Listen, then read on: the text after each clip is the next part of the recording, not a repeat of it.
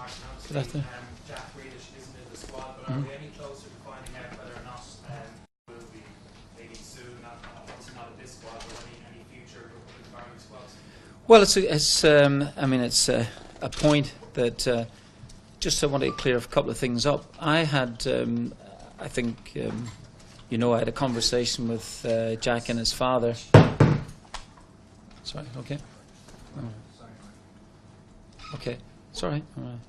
Conversation with them some time ago, and naturally he was just breaking into the Aston Villa side at the time. Wanted a little bit of time to think about it. I didn't put any pressure on. I did suggested to his father that he might want to get involved in the Oman game, and still not having to commit himself. And father nicely sent me back a message to say no, that he would concentrate on the under-21s at that time. I've left it since then. I've had no conversation since, and that's where it remains.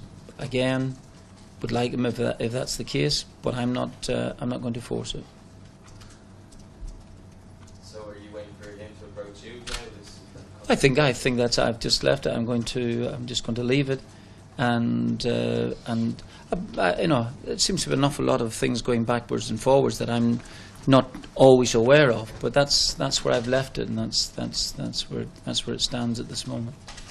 Martin, is there a sense in any way that we, the media, the football public, have latched on to Jack Grealish as the great future hope for Irish football, because perhaps we haven't seen as many new faces and new names in the recent past? I don't put too much pressure on the guy. No, I can understand that. It's like everything else. If some new kid in town comes in, and I think absolutely, particularly if you see someone who has an eligibility to play for Ireland, of course, breaking into someone's first team at Premiership level. And there's no doubt, the little bits that I've seen of Jack, that he's got a lot of talent. It looks as if he's got stronger from the first time that I saw him playing for Notts County against Brentford in a match when he came on as substitute, having been sent out on loan.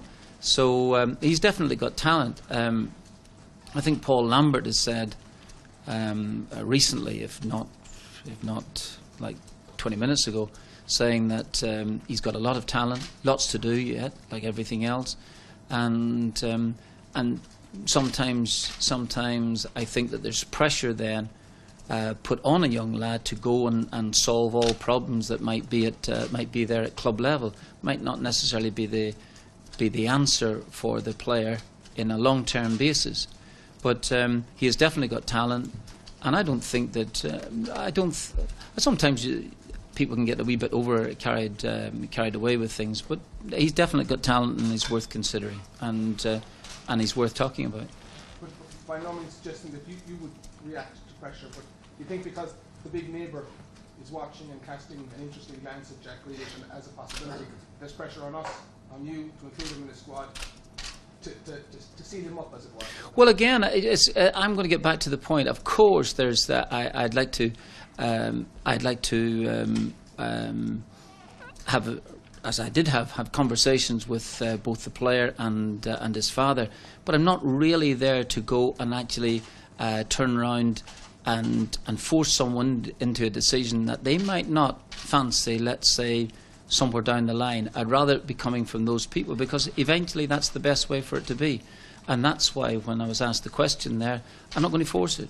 I'm really not going to force it. It'd be nice to hear someone come up and saying, yeah, this is what I want to do, because eventually that would, I think that would sit better with everyone. Martin, can I ask you about Glenn Whelan, in the squad? Yeah, Glenn's in the squad at this moment. Initially, I thought that he was going to be out for some time, and I spoke to him a couple of days ago, and while he's obviously still struggling a little bit, the injury itself is actually clearing up, and he's giving himself every possible chance. I thought initially they might be out to sometime, in early December, if not Christmas, but that was not the news coming from him. He's getting better by the day. He's still non-weight bearing in that sense. So, but I thought we'd just I'll give him every opportunity. even if I hadn't included him in the squad here, and if he had felt good in the next 10 days or 12 days, whatever the case may be, and thought he was capable of playing, I would have reinstated him into it. But might as well put him in at this minute because he hasn't ruled himself completely out. And Wes Houlihan is missing. Wes is definitely missing. Yeah, I'd ordered. Yeah, it's and that is obviously a blow. The lad's going to be missing anything between 8 to 12 weeks, and that's yeah. I was speaking to him, and he's devastated for both the club and country.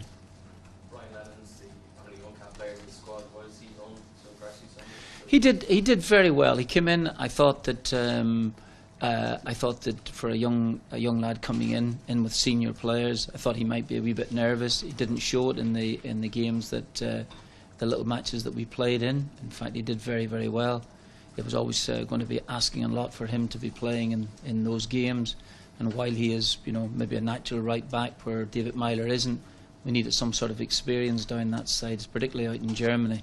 That would have been harsh to put him in there for that game. But he impressed enough to warrant being in this squad at this minute. Obviously, when we pare it down, we'll see what develops. But yeah, he impressed everyone in those couple of days that he was there.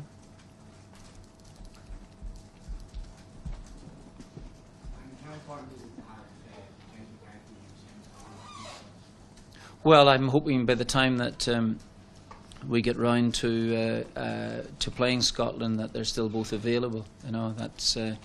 I went to Burnley and watched the two of them play. They played very, very well in the game, and I'm hoping that those injuries are behind them. You say that, and then something maybe crops up again. So, it's nice to see them back playing. Martin, there's been a huge sort of sense of optimism generated by what happened in the final minutes in Gelson.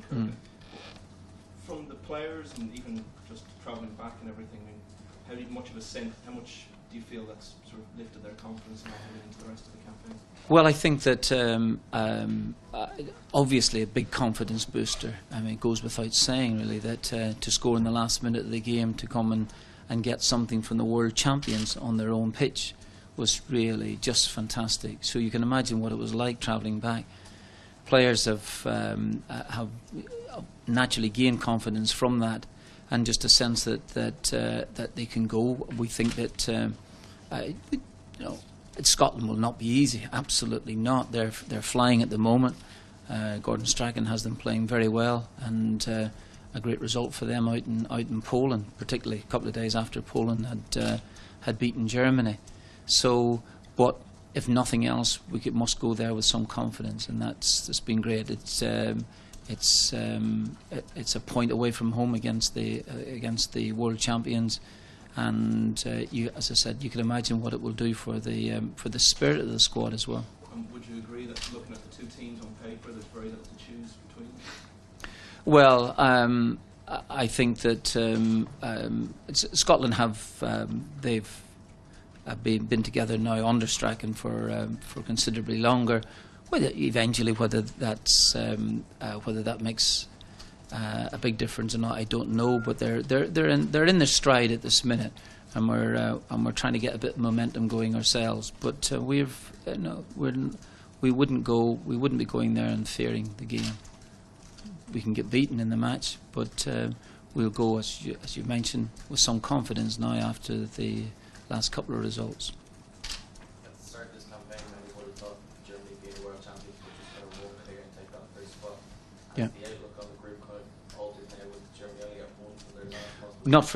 Not from me. I don't see this. I think that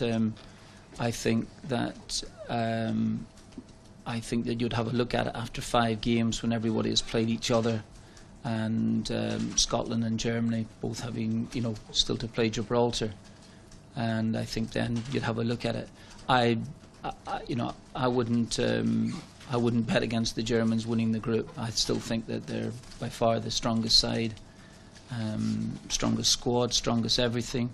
There's only one more game this side of Christmas. By the time that they come round again to playing in March, and I don't know when their next game's, maybe June or whatever the case may be. But no, I see the Germans being still very strong. Whether they've had a hangover from the World Cup, I don't know. I really don't. But they're still strong, and they'll win the group, and it's still a fight for second and third place. That's how I see it. Okay. Leave it there. Thanks. Thank you.